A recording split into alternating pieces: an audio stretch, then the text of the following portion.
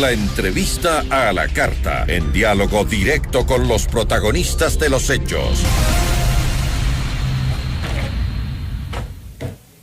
Nos acompaña a esta hora para hablar sobre el tema de la ley que acaba de enviar anoche el Ejecutivo, Yael Fierro, experta en temas tributarios. Doctora, ¿cómo está? Muy buenas tardes. Gracias por estar con nosotros. Hola Gisela, buenas tardes. Muchísimas gracias por la invitación. Doctora, entiendo que con esta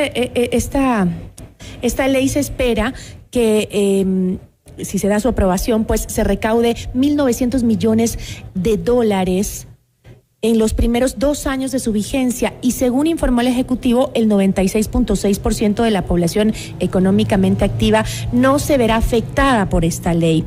Aseguraron que el principal esfuerzo recaerá en quienes ganan más de $5,000 al mes y quienes tienen patrimonio mayor a $1 millón. ¿Considera usted, doctora, que estos cambios a la reforma tributaria son positivos para la dinamización de la economía, como lo ha planteado el Ejecutivo? Bueno, Gisela, muchísimas gracias. Es importante, en primer lugar, mencionar que el proyecto ha sido enviado por segunda ocasión y que en este momento se ha hecho ya algunos cambios que son significativos y que han acogido algunas de las observaciones efectuadas tanto por la colectividad como por las bancadas legislativas. En sí, el proyecto efectivamente lo que busca es una mayor recaudación, cumplir con las metas y sobre todo cumplir con los compromisos que se establecieron a través de la renegociación con el Fondo Monetario Internacional. Ahora bien, ¿cuáles son estas dos perspectivas que se están determinando en este momento? En primer lugar, existe una afectación a las personas naturales, a lo cual me voy a referir en un minuto, y también existe un tema de una contribución única que se va a determinar para el pago por parte de las sociedades y de las personas naturales. Recordando nada más, en el anterior proyecto que se envió y que no fue aceptado por el CAL, se establecía una contribución única que tenía que ser pagada por las sociedades, aquellas que tengan un patrimonio superior a $1 millón y además que hayan obtenido ingresos durante el ejercicio fiscal 2020. Esta contribución también era aplicable para las personas naturales que en su momento se determinó que tengan un ingreso superior, que tengan un patrimonio superior a $500,000 de forma individual y un patrimonio conjunto por tener una sociedad conyugal de $1 millón. Esta parte es importante mencionar que fue objetada y que fue debidamente analizada para el envío del proyecto que fue presentado el día de ayer. Toda vez que se advirtió que la existencia de varias empresas que tienen en efecto un patrimonio de $1 millón engloba a una gran mayoría de empresas en las que se incluyen servicios alimenticios, hospitalarios, servicios diversos. Y lo que se hizo fue cambiar la base para esta contribución, de tal manera que ya no es para las sociedades que tienen $1 millón de patrimonio, sino para aquellas sociedades que tienen 5 millones de patrimonio.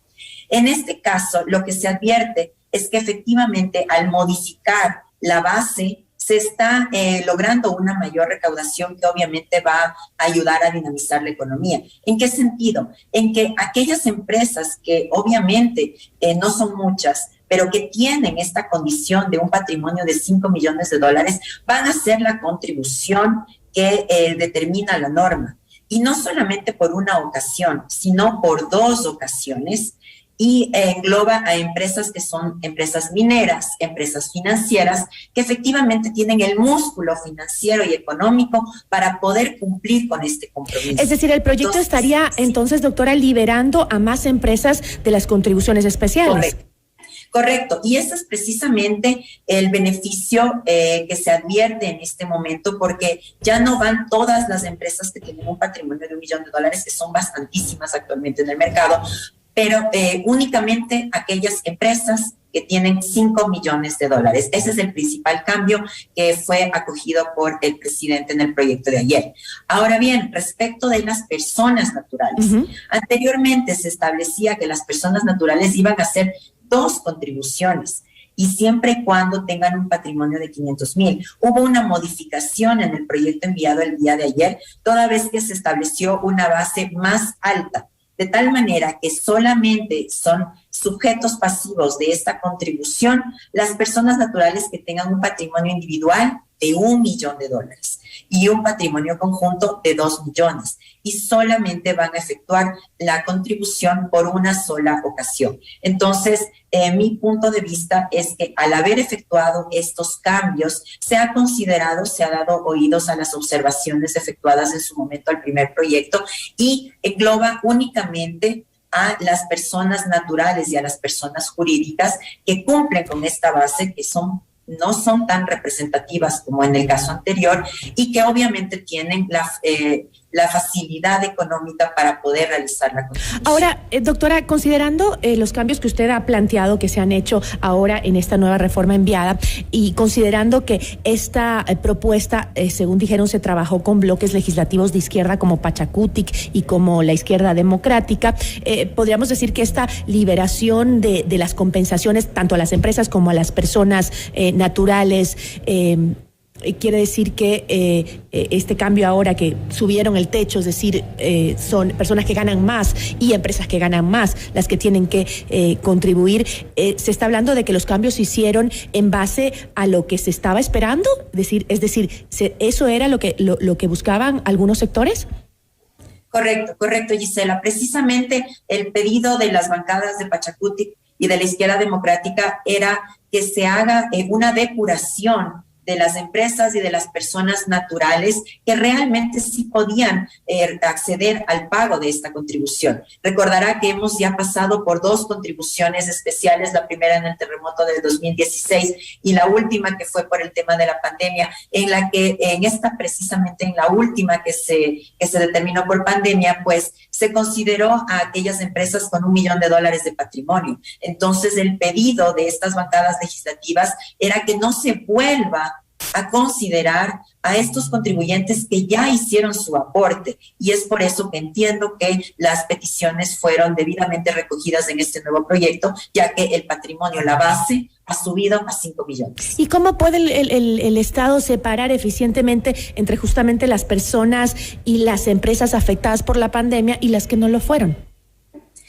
Precisamente por el monto. Es importante mencionar que para cuantificar el valor de la contribución o los sujetos pasivos que están obligados al pago de la contribución, lo que hace el legislativo y el ejecutivo y aquellas personas que intervienen en la presentación del proyecto es analizar el patrimonio. Entiéndase por patrimonio el valor real que tienen los activos, los pasivos de una compañía, con independencia del capital o de los ingresos que tengan. El patrimonio es la forma de transparentar la realidad de una compañía. Entonces, al haber hecho una diferenciación entre patrimonio de $1 millón y patrimonio de $5 millones, se ha logrado la finalidad. Ahora, entiendo que el impuesto a la renta para personas naturales y también tiene cambios, ¿no? Uno de los principales cuestionamientos que se hizo a la ley de productividad de oportunidades fue justamente la falta de progresividad en el impuesto a la renta. ¿Esta nueva propuesta que se ha hecho incluye esa progresividad adecuada en los tributos? Ahí, Gisela, me permito realizar una apreciación muy particular, y es que desde el punto de vista fiscal, el principio de progresividad implica realizar un pago de el que más tiene, más paga. Actualmente nosotros, con la norma que está vigente en este ejercicio fiscal, que es el año 2021, tenemos una fórmula de cálculo que implica que los ingresos de las personas naturales se le resta el gasto natural asociado. Me explico. Una persona que está en relación de dependencia se le resta el gasto de IES, lo que le descuentan de IES. Pero adicionalmente, es posible que se descuente el valor de gastos personales, vivienda, vestimenta, salud, alimentación, turismo incluso, dentro del territorio ecuatoriano, temas de cultura, gimnasios, entre otros. Y con esa base, en este momento se crea el valor para poder cuantificar el impuesto a la renta. Ese es el cálculo que en este momento se está utilizando con la norma vigente. Ahora bien, la reforma que fue planteada en el primer proyecto y que se mantiene hasta el momento es la eliminación de los gastos personales. Y ese es precisamente el impacto que se ve evidenciado en las personas naturales. ¿Por qué? Para citar un ejemplo, una persona natural que gana $2,000, restado su valor del IES, en este momento puede restar adicionalmente $14,000 como máximo de gastos deducibles, ubicarse en la tabla donde va a pagar un 15% de impuesto a la renta.